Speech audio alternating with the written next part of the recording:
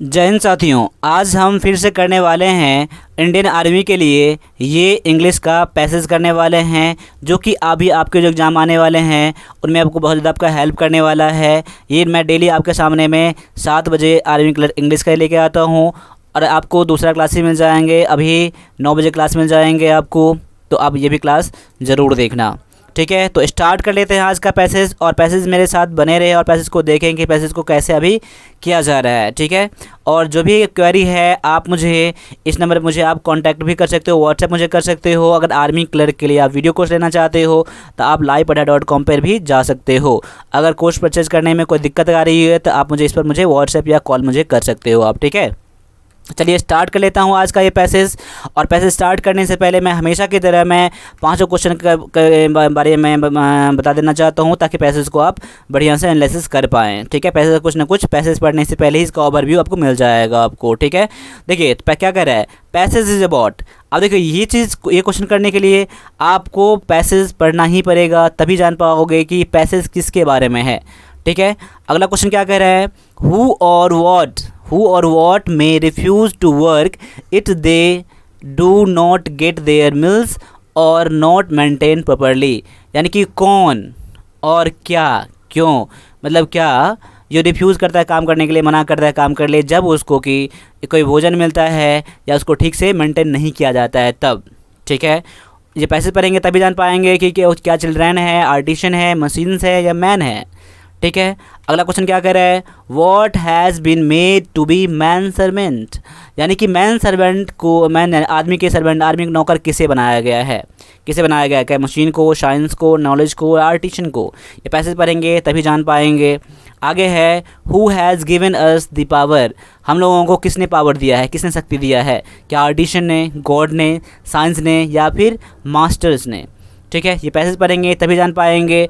आगे है, what is the defect of civilization. Civilization की डिफेक्ट क्या है, क्या गलत है उसमें, क्या उसमें खामी है, ठीक है। ये पैसेज पढ़ेंगे तभी जान पाएंगे। यानी कि 5 क्वेश्चन करने के लिए आपको पैसेज पढ़ना पड़ेगा और पैसेज को ठीक से पढ़ना पड़ेगा, समझना पड़ेगा, एनालिसिस करना पड़ेगा, ठीक है। और पैसेज करने के लिए आपको एक तो मैंने बता दिया है, गुरु मंत्र जो है रीडिंग है। रीडिंग जितना भी दोगे ना उतना आपको समझ बढ़ेगा, पढ़ने की हैबिट बनेगी, स्पीड बनेगी, आपको समझने की शक्ति बढ़ेगी आपको। और रीडिंग जो है आपके इंग्लिश के हर सेक्शन में आपको बढ़िया से काम करता है, हर तरीके से काम करता है। या तो आप इंग्लिश के कोई भी वोकैबुलरी की बात करें या फिलर्स की बात करें, प्रीपोजिशन, ग्रामर की बात करें, सब में आपको रीडिंग आपको हेल्प ही करता है आपको, ठीक है। बाद बाकी जो भी आपके पास वोकैबुलरी है जहाँ से भी है उसके लिए कम से कम 20 वर्ड डेली अपडेट जरूर करें। और जो भी आप पढ़ रहे हो उसका रिवीजन आप जरूर करना। रिवीजन नहीं करोगे तो सब चीज़ बेकार है। रिवीजन किसी सब्जेक्ट के लिए आपके लिए ज़रूरी है, ठीक है। तो रिवीजन जरूर करें आप लोग। और ज़्यादा मैं बात नहीं करता हूँ और स्टार्ट कर लेता हूँ आज का ये पैसेज। और पैसेज क्या कह रहा है देख लीजिए, क्या कहा जा रहा है, the great defect of our civilization is that it does not know what it does the knowledge। माफ़ कीजिएगा, मैं इसको फिर से पढ़ रहा हूँ। The great defect of our civilization, जो हमारा जो देखिए ऐसा क्वेश्चन भी था ना कि व्हाट डिफेक्ट, मतलब डिफेक्ट ऑफ आवर सिविलाइजेशन, ये डायरेक्टली पैसेज में क्वेश्चन में था। अभी अगर मेरा एग्जाम होता तो मैं पहले क्वेश्चन देखता यहाँ पर और फिर मैं इसका आंसर करके ही बढ़ता है मैं यहाँ पर। लेकिन अभी मैं कंप्यूटर पर हूँ और मैं समझा रहा हूँ, तो मैं अभी आगे नहीं बढ़ सकता आपके सामने में। क्वेश्चन पढ़ूंगा तो फिर आप जान पाएंगे आप लोग, ठीक है। The great defect of our civilization is that it does not know what it does with the knowledge। यानी कि सिविलाइजेशन का जो है सबसे बड़ा कमी जो है, सबसे बड़ा जो लूफॉल है वो क्या है, ये है बता कहा जा रहा है कि ये नहीं जानते कि हम लोग, यानी ये नहीं जानता है कि नॉलेज को किस तरह से यूज़ किया जाए, ठीक है, या नॉलेज क्या कर सकता है ये नहीं जानता है। नॉलेज के बारे में कहा जा रहा है। Science has given us powers. तो हम लोगों को किसने पावर दिया है, तो साइंस ने। ऐसा क्वेश्चन में भी था कि हम लोगों को कौन पावर देता है, तो science has given us power, yet we use them like small children. हम लोगों को साइंस ने पावर दिया है तो हम लोग इसका कैसे यूज़ करते हैं, एक बच्चे की तरह यूज़ करते हैं, यानी कि नॉलेज को एक बच्चे की तरह यूज़ करते हैं। For example, we do not know how to manage our machines. Example के लिए हम ये कह सकते हैं कि हम लोग ये नहीं जानते हैं कि आखिर मशीन को किस तरह से यूज़ किया जाए, मशीन को किस तरह से मैनेज किया जाए, ठीक है। Machines were made to be man servant. Machine को किसका सर्वेंट बनाया गया है? मैन का नौकर, यानी आदमी के नौकर। ऐसा क्वेश्चन में भी था आपका मैन सर्वेंट वाला, ठीक है, याद होगा आपको। तो यानी कि मशीन को क्या बनाया गया है? एक मैन का नौकर बना दिया गया, आदमी का नौकर बना दिया गया है। येट तब भी he has grown so dependent, मैं ही के मतलब में मैन कर दीजिए, ठीक है, man has grown so dependent of them. क्या है? Yet man has grown on dependent of them, यानी कि मशीन पर निर्भर हो गया है, यानी आदमी जो है किस पर निर्भर हो गया है? तो मशीन पर निर्भर हो गया है, ठीक है।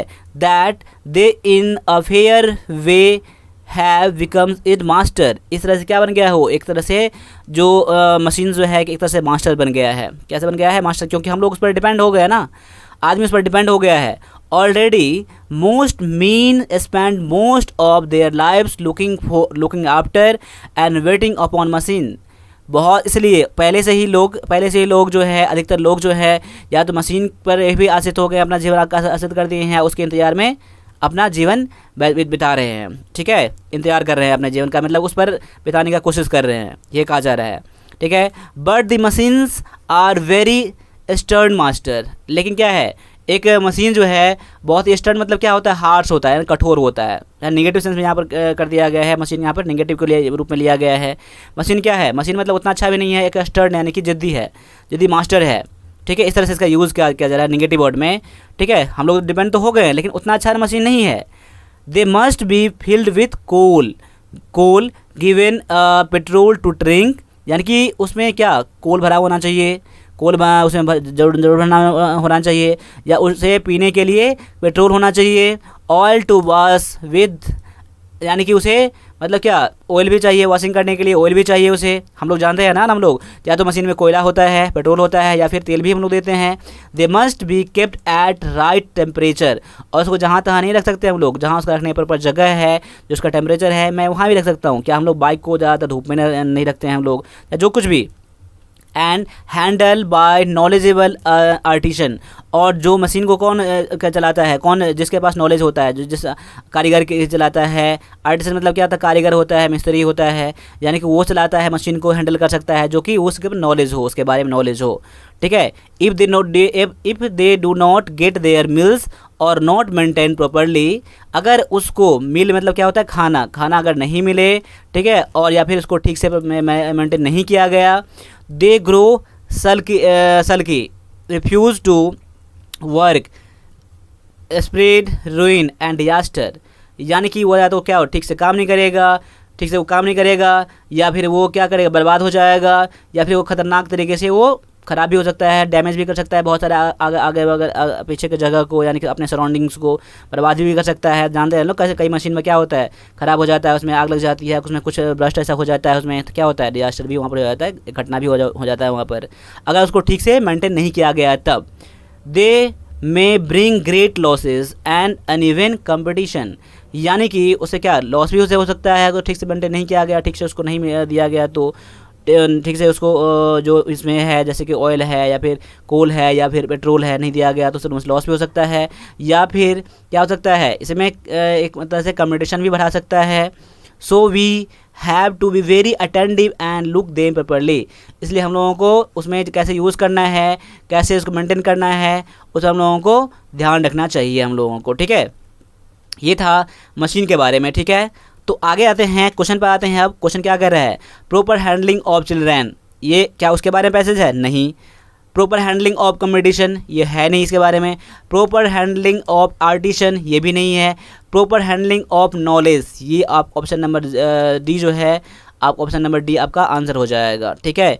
क्यों हो जाएगा? क्योंकि देखो किसके बारे में है, नॉलेज को किस तरह से यूज़ किया जाए जो ठीक ठाक रहे यहाँ पर, उसके बारे में कहा जा रहा है, यानी नॉलेज को मशीन के से यहाँ पर नॉलेज को मशीन के बारे में किया गया है यहाँ पर, किस तरह से यूज़ किया जाए, किस तरह उसको मेंटेन किया जाए, ठीक है। ऑप्शन नंबर डी जो है यहाँ पर बेस्ट मैच करेगा आपका। अगला क्वेश्चन पर आता हूँ। अगला क्वेश्चन क्या कर रहा है? हु और what may refuse to work, कौन मना कर सकता है काम के लिए अगर उसको खाना नहीं मिले, तो मेंटेन ठीक से नहीं किया गया, तो उसके बारे में मैंने पढ़ा है कि मशीन के बारे में क्या जा रहा है। मशीन को ठीक से अगर मेंटेन नहीं किया जाएगा, उसको मील नहीं दिया जाएगा, ठीक से मेंटेन नहीं किया जाएगा, तो वो काम से रिफ्यूज़ कर सकता है। ऑप्शन नंबर सी जो है आपका आंसर है। आगे है what has been made to be man servant. Man servant को किसे बनाया गया है, मशीन के बारे में पढ़ा है हम लोगों ने ना, मशीन को क्या बनाया गया, मैन का सर्वेंट बनाया गया है। ऑप्शन नंबर ए यहाँ पर आंसर इसका है।